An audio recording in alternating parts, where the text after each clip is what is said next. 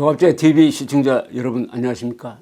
2018년 11월 7일 오후 3시를 넘었습니다. 지금 미국에서는 중간선거 개표가 이제 막바지입니다. 이제 윤곽이 드러났습니다. 집권 공화당이 상원의 과반수를 유지하게 되었습니다. 상원의 과반수. 상원은 100석입니다. 한 주에서 2사람씩 뽑습니다. 그러니까 이미 51명의 유지 당선이 확정이 되었습니다. 이번에 35명을 재선을 했습니다. 그리고 하원은 지금 과반수 선이 218석인데 민주당이 205석을 확보했습니다. 그리고 공화당은 189석. 이 추세가 계속될 것으로 보이는데 그렇게 되면은 하원은 민주당이 다수를 차지하게 됩니다. 지금까지는 공화당이 대통령, 하원, 상원을 다 장악했습니다. 그것을 믿고 트럼프 대통령이 무리한 정책을 펴도 먹혀들었는데 이제는 하원이 견제를 할 수 있게 되었습니다. 이번에는 기록이 많습니다. 인디안 출신 최초의 하원 의원이 등장을 했습니다. 조지아주에서는 여성 흑인 지사가 나올 가능성이 있었지만은 결국은 공화당의 남자 후보에게 졌습니다. 동시에 이슬람을 믿는 국회의원, 하원은 2사람이 처음으로 등장했습니다. 그런데 바로 이 시점에서 바로 몇 시간 전입니다. 오는 8일 뉴욕에서 열릴 예정이던 마이크 폼페이오 미국 국무장관과 김영철 북한 노동당 부위원장 사이의 미북 고위급 회담이 무기한 연기됐습니다. 헤드 노트 미 국무부 대변인은 이번 주 뉴욕에서 열릴 예정이던 미북 고위급 회담이 연기되었다면서 서로의 일정이 허락될 때 회담 일정이 다시 잡힐 것이다 라고 밝혔습니다. 앞서 5일 국무부는 고위급 회담 일시 장소를 공식 발표했는데 이틀 만에 회담이 연기된 것으로 보아서 이것은 북한의 거의 일방적 연기 요청에 따른 것으로 보입니다.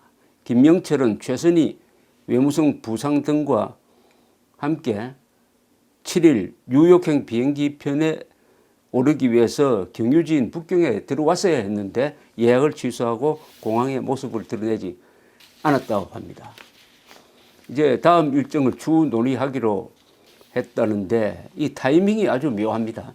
선거 결과를 아마 김정은은 지켜봤겠는데 선거 결과가 자신들에게 별로 유리하지 않다고 판단한 것이 아닌가 하는 생각이 듭니다. 그리고 이번에 폼페오를 만나보았자 북한이 간절히 바라고 있는 종전선언이나 대북 경제 제재 해제는 기대하기 어렵다는 판단을 했을 것으로 보입니다. 이번 선거 결과가 저는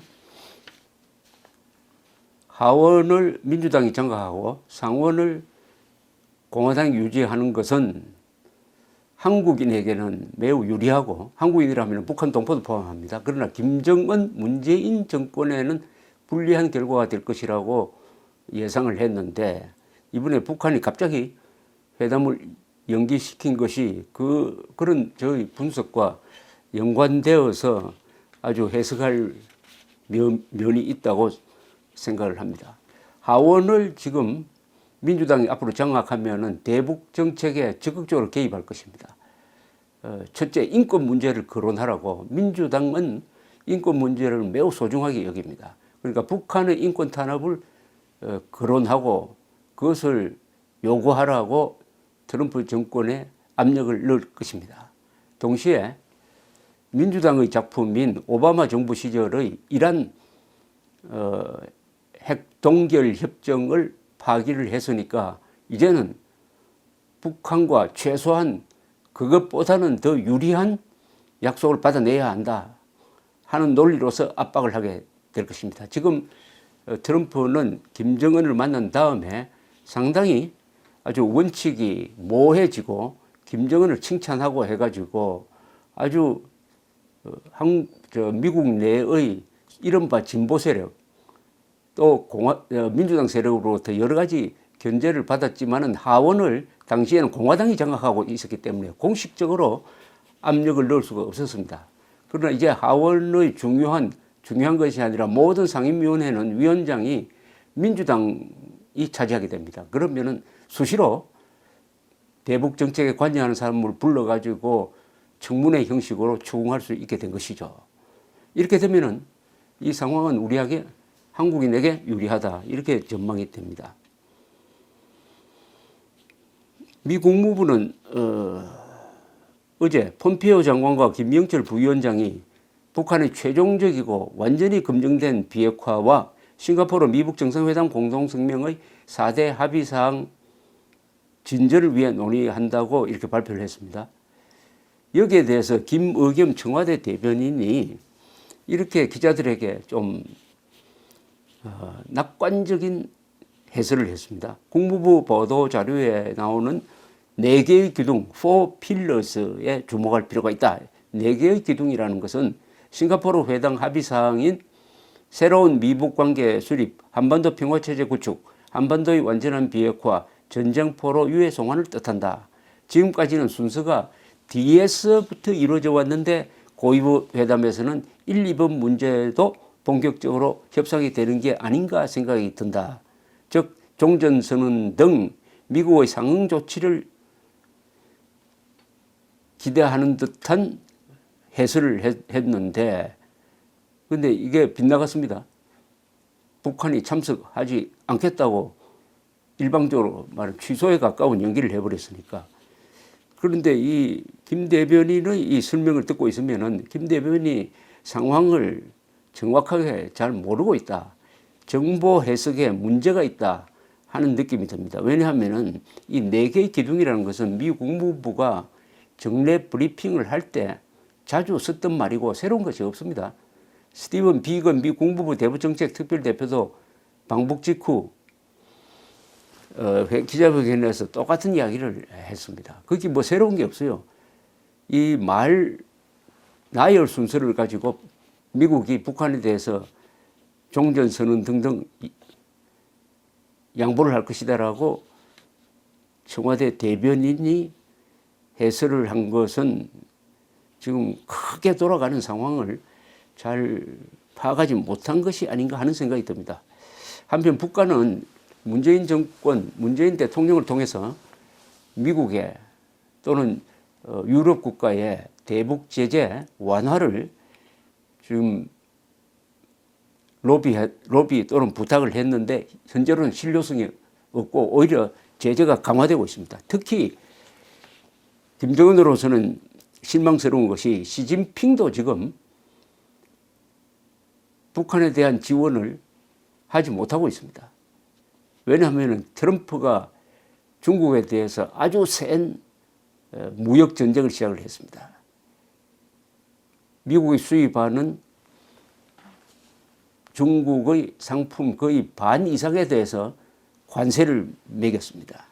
이런 전면적 경제 전쟁이 진행되고 있는데 시진핑은 괜히 김정은을 도왔다가 트럼프를 더 자극하게 되지 않을까 하는 생각을 하고 있다고 보여지므로 지금 현재 김정은은 화려한 외교를 했는데 손에 잡히는 게 없어요. 손에 잡히는 게 없는데 오히려 북한 안에서는 별로 좋지 않는 여론이 형성되고 있다고 합니다. 북한 안에서는 어차피 우리의 핵은 쓰지 못할 것 아니냐. 그러면 못 쓸 핵을 가지고 있다가 계속 이렇게 고생하는 것보다는 핵을 포기하고 경제 발전을 중점적으로 추진하는 게 맞는 거 아니냐 하는 여론이 형성되고 있다고 합니다. 그래서 노동당에서는 지금 대외적인 발표 이것은 믿지 마라. 북한이 말하는 대외적 발표, 뭐 핵을 포기하겠다든지 하는 것은 믿지 마라 라고 아주 설득을 하고 다닌다는 거니까. 그러니까 북한 사람들에게 북한 노동당 정권이 하는 말은 믿지 마라고 해야 될 정도니까 아주 이게 곤혹스러운 면이 있습니다. 지난 9월에 문재인 대통령이 5월 1일 경기장에서 매스게임을 보고 남쪽 대통령 뭐 이런 식으로 발언을 했다 해가지고 비판을 많이 받았는데 그 연설에서 김정은 위원장과 나는 핵 무기도 핵 위협도 없는 한반도를 만들겠다 하는 그런 대목이 있었어요. 문재인 대통령 연설에. 이것이 북한 사람들에 대해서는 상당히 충격이었다고 합니다. 그동안 핵을 만들어야 우리가 생존할 수 있다. 핵이 평화의 복음이다. 라고 지난 4월 20일 북한 농당 전원회의에서 결의서로서 발표를 했는데도 불구하고 문재인 대통령이 핵을 폐기하겠다는 말을 김정은 앞에서 하니까 좀 어리둥절했다는 것입니다. 어리둥절했다는 것입니다. 아, 이게 핵을 포기할 수도 있겠구나. 이런 생각을 가지게 되면 핵을 포기할 바에야 빨리 포기를 해가지고 우리가 먹고 사는 문제 해결해야 될 거 아니냐 하는 여론이 일어나고 이것이 북한 체제를 뒤흔들거나 약화시킬 수가 있으니까 거기에 대한 대책을 지금 강구를 하고 있다고 합니다. 지난 2일 중앙통신은 미국의 변화가 없다면 핵과 경제를 동시 발전시킨다는 병진 노선을 다시 추진할 수 있다고 압박을 또 하기도 했는데 이런저런 걸 다 종합을 하면은 김정은은 이제 이번 선거 미국의 중간 선거를 계기로 칼 손잡이를 잡은 것이 아니라 이제는 칼날을 잡는 존재로 바뀌지 않을까. 왜냐하면 시간은 이제 트럼프 편입니다. 시간은. 선거는 아직 2020년까지 남아 있어요. 그리고 미국의 북한 핵 능력에 대한 판단은 아직은 핵탄두의 재진입 기술을 발전시키지 못했다. 그러니까 미국을 때릴 ICBM을 아직 완벽하게 성공시키지 못했다는 판단을 하고 있는 게 분명합니다. 재진입 기술이 완성이 되면은 미국을 때릴 수 있는 ICBM까지도 실전 배치가 되니까 그때는 미국이 군사적 공격을 할 것인지 하는 결단을 내려야 되는데 아직도 거기까지 가지 못하고 있다. 이렇게 보는 거죠. 그런 사이에 대북 제재는 계속 강화한다. 이렇게 되는 가운데서 하나 또 새로운 요소가 추가가 됐습니다. 미국이 중국에 대해서 본격적인 압박을 하고 있는 그 전략적 근거는 뭐냐 하면은 미국에 있어서 중국은 주적이다. 이 기회에 중국의 확장을 저지를 하고 중국이 군사력에서 미국에 다가가는 것을 이게 사진에 맞겠다. 그러니까 미국과 중국이 옛날에 미국과 소련의 대결 때처럼 첨예화되고 있습니다. 이것도 김정은에게는 불리하고 문재인 정권에게는 불리하죠. 줄타기가 안 된다는 거죠. 분명하게 중국 편이냐 미국 편이냐를 선택을 해야 되는데 한국으로서는 줄타기를 하고 싶었겠지만은 이제 국제 정세가 더욱 더 엄격하게 되고 각박하게 되었다. 이렇게 보입니다. 어쨌든 이번 중간선거